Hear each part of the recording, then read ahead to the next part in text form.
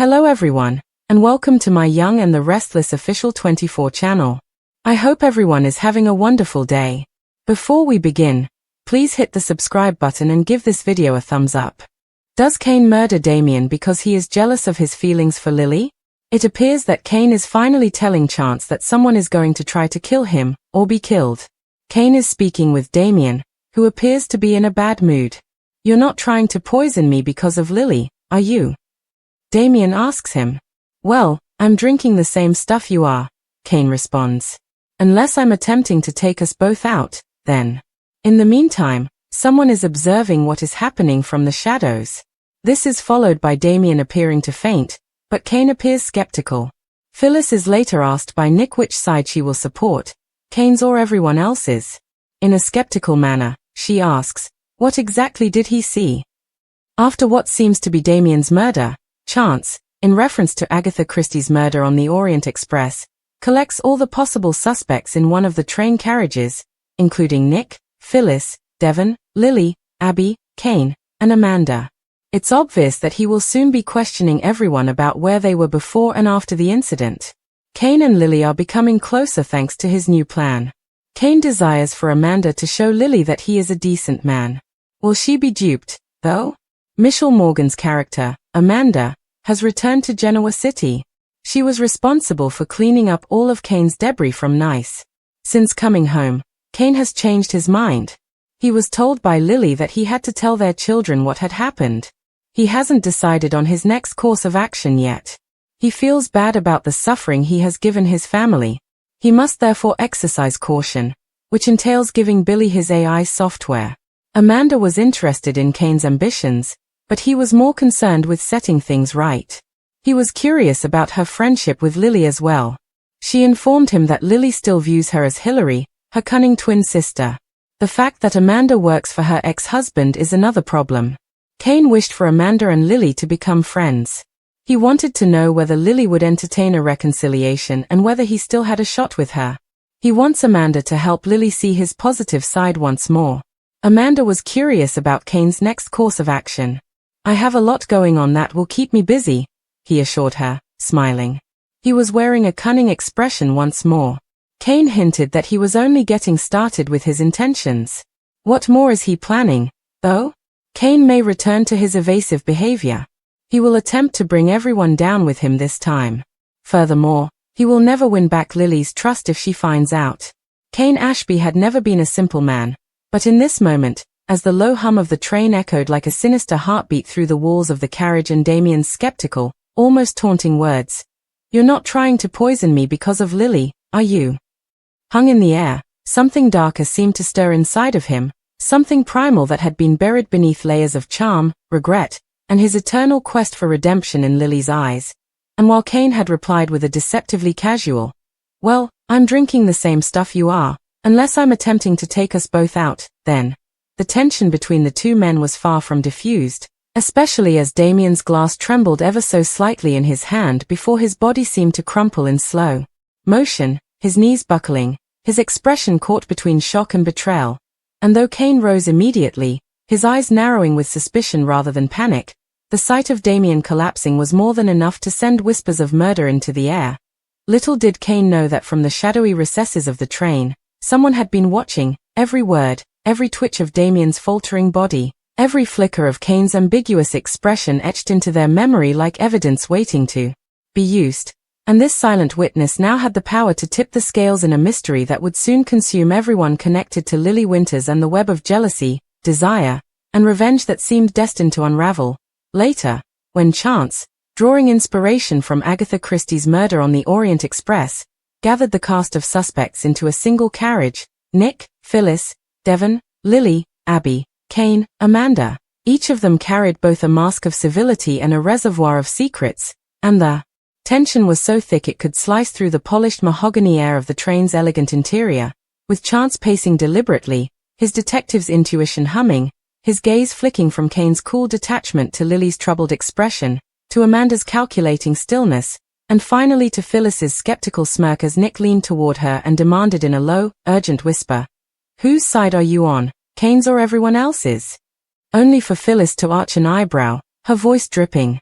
with sarcasm as she fired back. What exactly did he see? Which made Nick shift uncomfortably, because in truth, even he wasn't entirely sure what Kane had or hadn't done, but the image of Damian collapsing while Kane stood frozen and wary refused to leave anyone's minds. Yet beneath all of this intrigue, Kane's motives swirled with a dangerous cocktail of jealousy and desperation, for even as suspicion closed in on him, he found himself gravitating back to Lily, devising a plan so manipulative and elaborate that it almost appeared romantic on the surface, using Amanda, the woman who once carried Hillary's face, the woman who knew both Kane's sins and his charms, to convince Lily that Kane was a decent man once again, that he was worth forgiving, worth risking her heart for, worth remembering the life they once shared with their children. Though Amanda herself, returned to Genoa City like a storm front, carried her own burden of conflicted loyalties, torn between her empathy for Kane and her knowledge of how much chaos he had already sown. She had been the one to sweep up the mess he left in Nice, the one to see his manipulations at their rawest. And yet here she was again, pulled into his gravity, listening as he murmured about reconciliation, as he tried to draw her into his schemes to soften Lily's heart, even as she reminded him with sharp precision that Lily still saw Hillary when she looked at her, that the shadow of the twin sisters' cunning lingered. And worse, that Amanda was now working for Lily's ex-husband, a complication that only deepened the chasm between them. But Kane, always one to maneuver around obstacles with a grin that concealed his intent, waved off Amanda's concerns, his charm cracking into something more dangerous when his eyes gleamed and he whispered that he had only just begun, that he had a lot going on that will keep me busy. A phrase delivered with a sly smile that suggested more than he dared to reveal. For what Kane wanted above all was control. Control over the narrative of Damian's suspicious death. Control over the way Lily perceived him. Control over the path back to the life he had once squandered. And if it meant letting suspicion linger over Damian's glass, if it meant dragging Amanda into his schemes, if it meant twisting truth into illusion, he would do it without hesitation, because in his mind, the end justified the means. Yet even as he plotted, as he envisioned Lily forgiving him, Amanda helping him, and Damian erased from the equation, Kane couldn't escape the gnawing awareness that every step he took was being watched, that Chance's eyes were on him, that Phyllis's tongue was itching to expose him, that Devon, Abby, and Nick were quietly tallying his sins, and worst of all, that Lily herself, the woman he sought to reclaim, might already see through him, might already suspect that jealousy had tipped him over the edge, that perhaps, just perhaps, he had indeed murdered Damian not with overt malice, but with a calculated shrug of indifference, letting fate finish what his heart had secretly desired. A clear path back to Lily, cleansed of rivals, no matter the cost. The train's rhythmic clatter over the tracks seemed to echo the racing pulse of every passenger gathered in the ornate carriage where Chance had assembled his makeshift tribunal, and though the air was perfumed faintly by polished wood, cigar smoke, and the lingering aroma of wine, the true scent in the room was suspicion, thick and suffocating, seeping into every sideways glance and whispered exchange. For Damian's sudden collapse had transformed what was meant to be an elegant journey into a claustrophobic murder mystery, and Kane sat at its dark center, his posture deceptively relaxed, his hands folded neatly on his lap, his eyes flicking to Lily every few seconds as though she were the only witness whose judgment truly mattered, though Lily's face betrayed little save for the storm roiling beneath the surface, torn between the instinct to defend the man who had once held her heart and the dreadful possibility that he had orchestrated Damian's end out of jealousy, a theory that gained fuel as whispers of Kane's past betrayal swirled among the group. Devon, stiff in his seat, cast occasional glares toward Kane, remembering every time he had watched Lily suffer because of him, while Abby chewed her lip, uncomfortable with the notion that one of their own could be capable of such treachery, and Amanda, ever the outsider yet pulled into the nucleus of chaos, studied Kane with an expression that was part analysis and part warning, aware that if he truly had poisoned Damian, she herself was already entangled in his defense whether she wanted to be or not, because she had allowed herself to listen when he whispered about redemption, about reconciliation, about wanting Lily to see him through Amanda's eyes. Chance, meanwhile, leaned against the polished bar, arms folded, his detective's mind unraveling the knots of each testimony he had gathered so far, replaying Kane's casual line about drinking the same stuff, a remark that could be interpreted as either an innocent dismissal or the most insidious kind of cover, and the fact that Kane hadn't immediately rushed to Damian's aid when he collapsed gnawed at him, For hesitation in such a moment often spoke louder than words. Yet there was something else lurking in Chance's mind. The shadowy witness, the unseen figure who had been watching when Damian crumpled, for Chance had discovered faint scuff marks near the carriage door, proof that someone had been standing close enough to observe, though whether that silent presence would emerge as savior, accuser, or blackmailer remained to be seen, and as if the weight of their collective silence weren't enough, Nick finally broke it with his usual directness, leaning forward with his elbows on his knees, his voice low but cutting as he addressed Kane directly. You expect us to believe this was just some freak accident? That Damian just happened to keel over after sharing a drink with you? Forgive me if I don't buy it. Which drew a sharp laugh from Phyllis, who loved nothing more than when suspicion gave her an excuse to pry, and she added, Oh, come on, Kane, the look on your face when Damian dropped. Tell me it wasn't relief. Her eyes glinting with mischief and accusation all at once, making Kane's jaw clench before he managed a thin smile, his words sliding from his lips like silk covering steel. If you think I wanted Damian gone, Phyllis, you're giving me far too much credit, and far too little imagination. A cryptic remark that made even Lily's brow furrow in confusion, because it suggested Kane was either feigning innocence or hinting at schemes too elaborate for anyone else to grasp.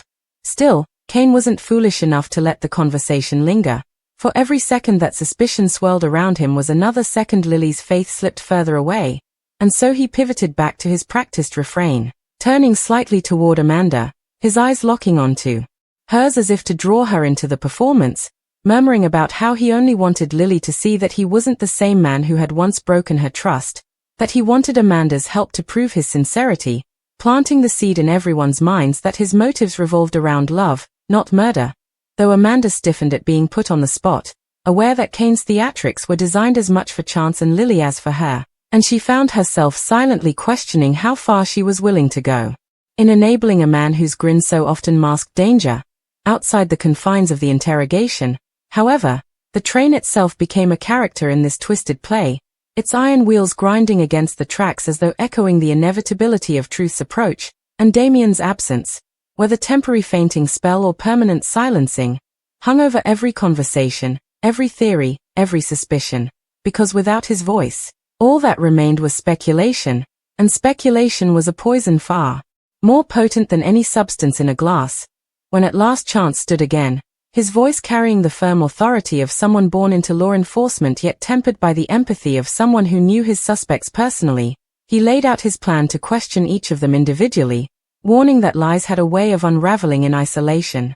And as he spoke, Kane's lips curved in that familiar smirk that so often preceded trouble, for though Chance believed he had the upper hand, Kane had already begun rehearsing his answers, already weaving the tapestry of half-truths and charm that had saved him time and again.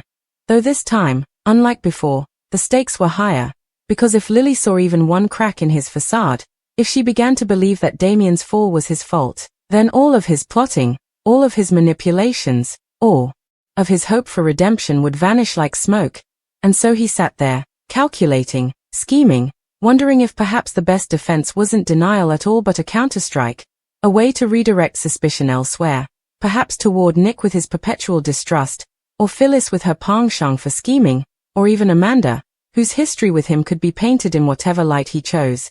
And as the train hurtled forward into the night, Kane's mind raced faster still, crafting his next move in a game where every word, every glance, and every shadow could determine whether he emerged as the wronged man fighting for love, or the jealous murderer damned by his own ambition.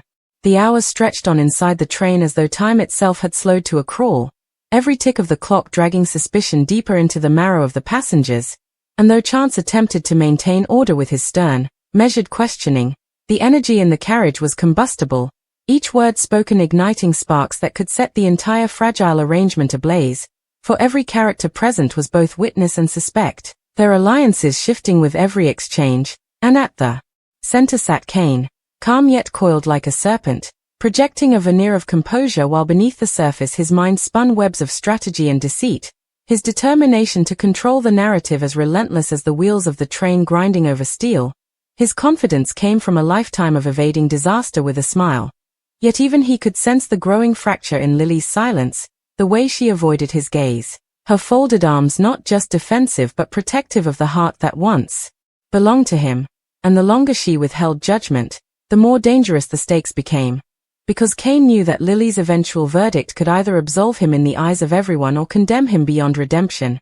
And so he played his hand with calculated subtlety, dropping lines about his children, about the life they once built, painting himself as a man not obsessed with jealousy but desperate to restore what he lost. And yet even as the words flowed smoothly from his lips, Amanda's sharp eyes caught the flicker of something darker, an edge to his charm, a hunger that suggested Cain's focus was less on reconciliation and more on possession. As though Lily's love was not a gift but a prize to be won at any cost, Amanda herself stood at a crossroads, remembering how she had once vowed not to let Cain manipulate her again after Nice, how she had sworn she wouldn't be used as his fixer, and yet here she was, her name already tied to his defense, her silence already an accomplice, because when he told Chance with a practiced sigh that Amanda could vouch for his state of mind, that she knew he was focused only on repairing bridges, Amanda did not object. She allowed the implication to hang there, and in doing so, she wove herself into his scheme whether she liked it or not, though the guilt gnawed at her with every passing glance from Lily, whose trust in Amanda was tenuous at best, always filtered through the memory of Hilary's ghost.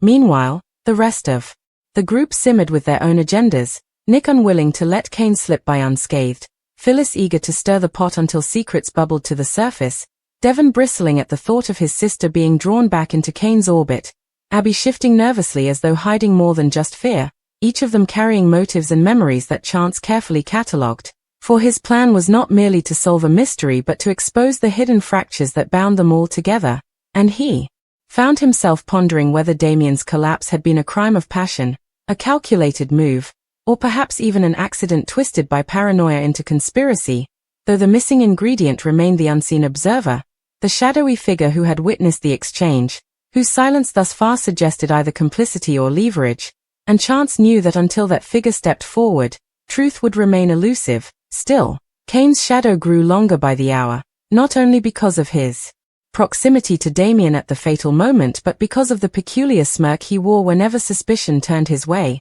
a smirk that seemed to mock the very idea of justice, as if daring anyone to prove him guilty, and yet it was that very arrogance that risked undoing him. For while Cain excelled at charming those around him, he underestimated the depth of Lily's discernment, the way she could see through him when no one else could, the way her instincts whispered that his jealousy might have finally crossed a line, and though part of her longed to believe he was innocent, the memory of his evasions, his manipulations, his betrayals painted a darker picture, one she could not ignore.